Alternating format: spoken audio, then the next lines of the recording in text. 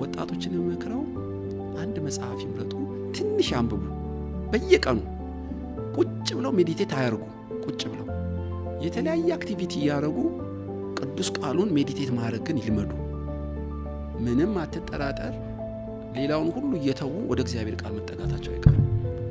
አሁን ዮሴፍ ጣለኝ፣ ቃሉ ፈተነኝ፣ እግዚአብሔር ከኔ ራቀ ያለው ጥበብ ስላነሰው እንጂ እግዚአብሔር ስለተለየው አይደለም። እንዲያውም ትልቅ እግዚአብሔር አብሮነት በመከራ ውስጥ ከዮሴፍ ጋር ነበር።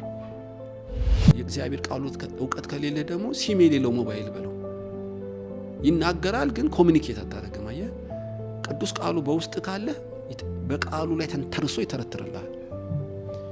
ከዛ ሲናገርህም ቅልል ነው የሚልህ።